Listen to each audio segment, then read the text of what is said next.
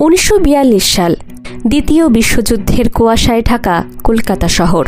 ঠিক সেই সময়ই দেবব্রত বিশ্বাস উঠে এলেন দক্ষিণ কলকাতার 174 নম্বর রাসবিহারী এভিনিউয়ের এক ভাড়া বাড়িতে। এই বাড়ি হয়ে উঠল কলকাতার শিল্প সাহিত্য চর্চার এক ছোট্ট কেন্দ্র। প্রতিদিন সন্ধেবেলায় সেখানে জমে উঠত প্রাণবন্ত আড্ডা।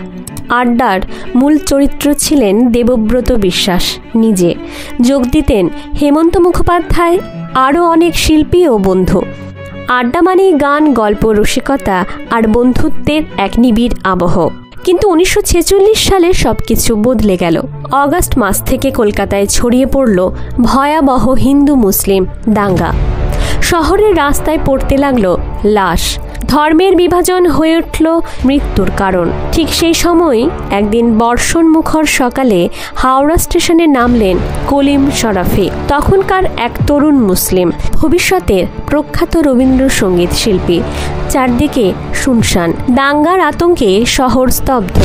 চোখ ফেরাতে স্টেশনের এক কোণে দেখলেন একটা লাশ পড়ে আছে। ভয়ে উদ্বেগে প্রাণ হাতে করে লুকিয়ে লুকিয়ে তিনি পৌঁছালেন দেবব্রত বিশ্বাসের বাড়ি। দরজা খুলতেই সব বুঝে গেলেন দেবব্রত বিশ্বাস। কোনো প্রশ্ন না করে কলিম শরাফিকে ঘরে ঢুকিয়ে দরজা বন্ধ করে দিলেন।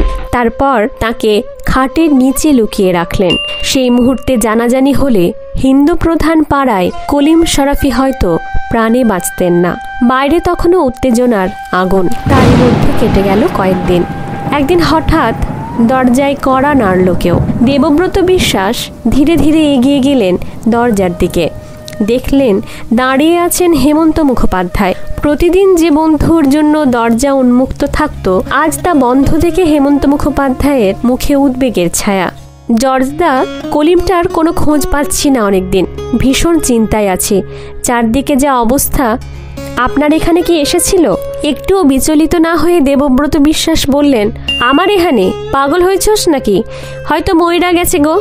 হেমন্ত মুখোপাধ্যায় বুঝলেন কিছু একটা লুকানো আছে, তবুও কিছু না বলে চলে গেলেন সেদিন। কলিম শরাফি তখনও খাটের তলায় নিঃশব্দে অপেক্ষা করছেন জীবনের জন্য। কিছুদিন পর পরিস্থিতি একটু শান্ত হলে দেবব্রত বিশ্বাস তাকে দিলেন নতুন পরিচয়।